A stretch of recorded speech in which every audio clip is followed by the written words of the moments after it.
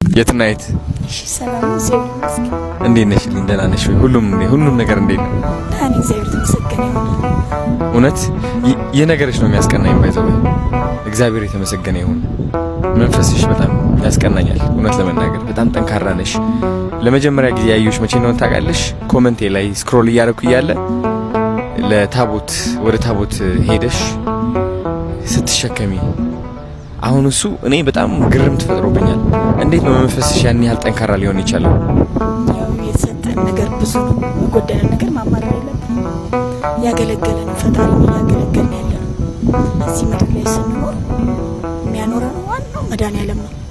እሱን ካላገለገለ ማን እናገለግላለን? ሁሉ ንብረቱ ገንዘቡ የሱ እስትንፋሱ የሱ ነው። የጎደለን ነገር ማማረር የለብንም። ያቺን ቀን ናፍቃታለሁ። አሁን እኔ ምን አሰብኩኝ መሰለሽ? አብዛኛው ሰው ማለት ነው ያማርራል በጣም ታውቂያለሽ። አንዳንዱ መኪና ጎደለብኝ ይላል፣ አንዳንዱ ቤት ጎደለብኝ፣ ያ ነገር የለኝም። አንቺ አሁን መንፈስሽ ሙሉ እንዲሆን ያገዘሽ ምንድነው? መቼ ነው ያቺ መንፈስ ሙሉ የሆነችው በጣም ጠንካራ የሆነችው? እኔ ሙሉ ነኝ በፈጣሪ። ሰው ሁሉ ሲጥለኝ፣ ቤተሰብም ሲጥለኝ መድኃኒዓለም አልጠላኝ። አንድ ነገር ሲጎልብኝ አላማርም። የተሰጠን ነገር ብዙ ነው። በጎደለ ነገር ማማረር የለብንም። ይህንንም ማንሳት አቅቶት አይደለም። የኔን እምነት፣ ጽናት፣ ጥንካሬ ለማየት ብሎ ጠብቀው እንጂ ድናል። አሁን ጎደለብኝ ብለው የሚያማርሩ በጣም ብዙ ሰዎች አሉ የሚጨናነቁ። ለነሱ ምንድነው ምክርሽ? ጎደለብኝ ብለው የሚያማርሩ በጣም ብዙ ሰዎች አሉ የሚጨናነቁ። ለነሱ ምንድነው ምክርሽ? በመድኃኒዓለም ምንም አይጎልም። ከታመንን ከጸናን ሙሉ ነን። ውጤት ይጎላል፣ ደሞዝ ይጎላል፣ ቤት የለኝም ይላል። በመድኃኒዓለም ግን ሁሉ ነገር አለን። ጠንክረን ከተገኘን የማይደረግልን ነገር የለም። ልጆቹን ደግሞ አይጥልም፣ አይረሳም። ምክንያቱም የፈጠረን እሱ ነው። እናት ትሰለቻለች፣ አባት ይሰለቻል፣ እመቤቴ ማርያም አሰለች። መድኃኒዓለም አይሰለች። ጽናታችንን ሲጠብቅ ነው እንጂ ሰልችቶን ጠልቶን አይደለም። ምንም አይነት መከራ ቢመጣብን መቀበል። ከሰው ቢሆን ኖሮ እኮ እንካሰሳለን። ከፈጣሪ የመጣው እንደ ጸጋ መቀበል። እኔ አሁን እንደ ጸጋ ቀበለው። ይህንን በጸጋ ነው የምትቀበለው? እድለኛ ነኝ። በቃ ስለተመረጥኩ ነው። ምክንያቱም መጻጉዕም 38 ዓመት ያልጋ ቁራኛ ነበር። እስቲ ወደ ጸበል የሚወስደው ተነስና አልጋን ይዘህ ተነስ ሲባል ነው የተነሳው። ኢዮብም ተፈትኖ ፈጣሪው ቆሞ ስለጠበቀ ነው ያው ፈተና ያን የተሻረለት እና ፈተናም እንደዩ ጽናት እንደ መጻጉዕ ሆነ ጸንተን መጠበቅ የማይደረግልን ነገር የለም። የሆነ ቪዲዮ ፖስት ብዬ ነበረ የትናየት መልሽልኝ የጻፍኩልሽ ነው ብዬሽ ነበርና እዛ አንድ የተናገርኩት ነገር ምንድነው መሰለሽ? መንፈሳዊነት ላይ እንድታስተምርኝ ይፈልጋለሁ ብዬሽ ነበርና ማለት አሁን እኔ 2 እግር አለኝ፣ ጤናዬ ሙሉ ነው አሁን እግዚአብሔር የተመሰገነ ይሁን። ግን አንዳንድ ነገሮች ጎድሉብኝ እያልኩኝ ሳማር ራሴን አገኘዋለሁና ያንቺ መንፈሳዊነት የምመኝበት ምክንያት ምን መሰለሽ? ይህ እንደ መመረጥ እያየሽው ነው፣ እንደ ጸጋሽ እያየሽው ነው። አየሽ በጣም ብዙ አሉታዊ ነገሮች ይዞ ነው የሚመጣው ይህ ነገር እኮ which is በቃ እኔ አለቀልኝ፣ በቃ ይኸው እቺ ህይወት ለኔ አይደለችም ብለሽ ተስፋ እኮ መቁረጥ ትችያለሽ። አንቺ ግን አለሽ እዚህ ለእምነትሽ እየቆምሽ ነው፣ ለመንፈስሽ እየቆምሽ ነው ከእግዚአብሔር ጋር ከማርያም ጋር እና ከዚህ በላይ ምንም የለም። ማንም ሰው ያልተሰጠው ጥንካሬና ትዕግስት ነው ያለሽ። እውነት በሚሊዮኖች የማያገኙት በረከት አለሽ አንቺ። እኔ በራሴ ያየሁት ማለት ነው። because እንደ አንድ አዶናይ የምፈልጋቸው ነገሮች በትንሽ እድሜ አግኝቻለሁ። 25 ዓመቴ ነው። ታዋቂነት ፈልግ ነበር፣ በጣም ጎደለብኝ። ታዋቂ መሆን እፈልጋለሁ ላለው ታዋቂ ሆንኩ። ገንዘብ አገኘው፣ ሰውነት ማስተካከል አገኘሁት፣ ሱፍ መልበስ ለበስኩት፣ ያ ቤት አገኘሁት፣ ያቺ መኪና አገኘኋት። ግን ስቲል አሁንም ጎደለነት ይሰማል።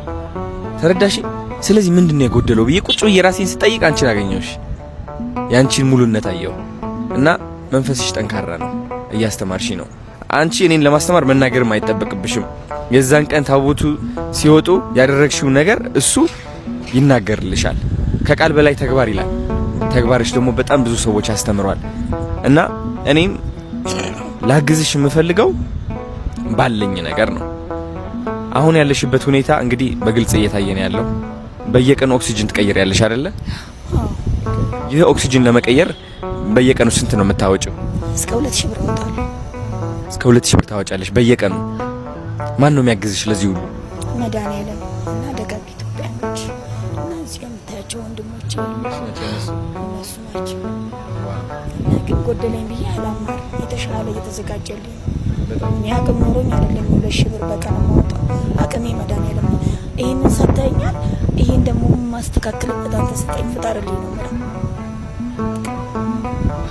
አየሽ ያንቺ እምነት ማን አለው መሰለሽ? ወፎች አላቸው እዛ ዱር እንስሳ ያሉት እንስሶች አሉ የምናያቸው እንስሶች እዚህ እግዚአብሔር ራሱ ነው የሚያመጣላቸው፣ የሚበላ ነገር ያመጣላቸዋል።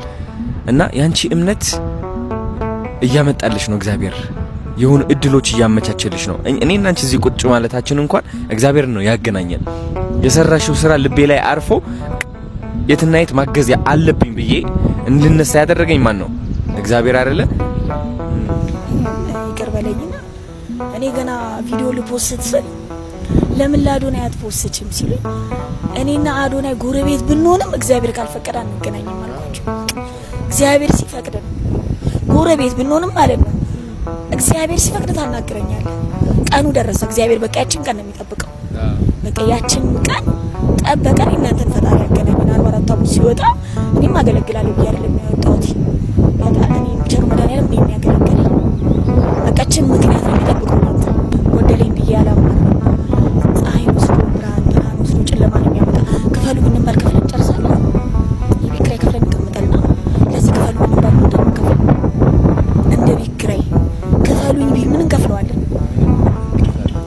ይሄ ነው በቃ ለሰው ልጅ። እኔ አሁን ተማሪ ስተማሩ ራሴን አጠፋለሁ። ኑ እንዳታጠፉ ራሳችሁ። የእናንተ ህይወት ለኔ ዋጋ አላት እላችኋለሁ። ለምን ኦክሲጅን ተሸከሙልኝ እላችኋለሁ። ስንት ልጆች አሉ አሁን ራሳቸውን ከማጥፋት የሆነ ነገር በቃ እንዴ ነው ተምረው ውጤት አልመጣ ሲላቸው ስራ ላገኝ ሲሊንደር የትና የት ይሄን ሁሉ ተሸክመሽ ነው የምትሄደው? እግዚአብሔር ከዚህ በላይ ነው የተሸከመን አልኳቸው። ለኔ ሲሊንደር ነው አይደል ተሸክማችሁ የከበዳችሁ። እግዚአብሔር ደግሞ እኛን ሲይዘን ከዚህ በላይ ነው የተሸከመን። ባህሪያችን፣ ማማረራችንን፣ ማጣታችን ሁሉን ነገር እየቻለ እሱ የቻለውን ያህል እኛ ሩቡን አንቻቻለን። እግዚአብሔር መቻል ውስጠን ትልቅ መልእክት ነው ለኢትዮጵያውያን እውነት ለመናገር።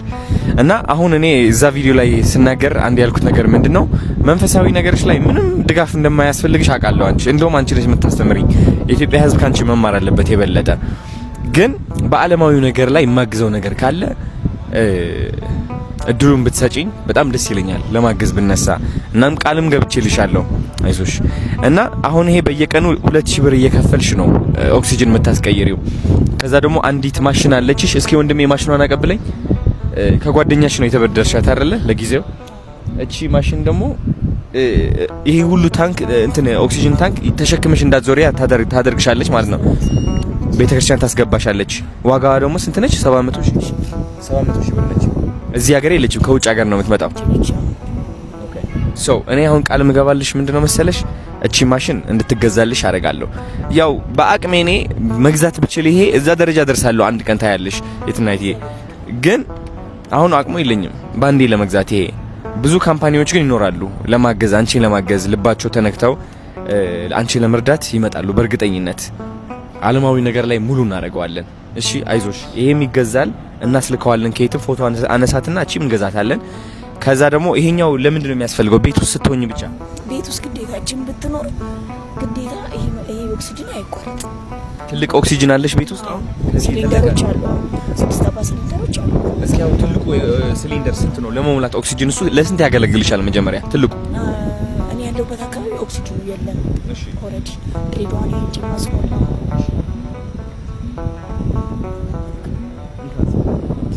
ድሬዳዋ ነው ማስሞላ ኦክሲጅን አብዛኛው። የት ነው የምትኖሪው አንቺ? ከሀረር ወደ ድሬዳዋ የስንት ሰዓት ነው መንገዱ? የአንድ ሰዓት ተኩል 2 ሰዓት ይሆናል። በየቀኑ 1 ሰዓት ተኩል ነው ወይስ ሰው ትልክ ያለሽ ነው? ሲሊንደሮቹን እንዳለ ሲሆኑ ሲጠራቀሙ ማለት ነው እልካለሁ። እልክና በሁለተኛ ቀን ይመጣልኛል። እስከዛ ኤሌክትሪክ አለች ኮርቲሰብል የምትባል ጀሪካን ማለት ነው። እሷን እጠቀማለሁ። ወይም ህይወት ፋናም እግዚአብሔር ይስጣቸው እነሱም ሲመጣ ያመጡልኛል እንጂ አብዛኛው ከድሬዳዋ ነው ማስመጣው ባለውበት ደረጃ ማለት ነው። እሱን ለማስመጣት መኪና 6000 ብር ከፍላለሁ።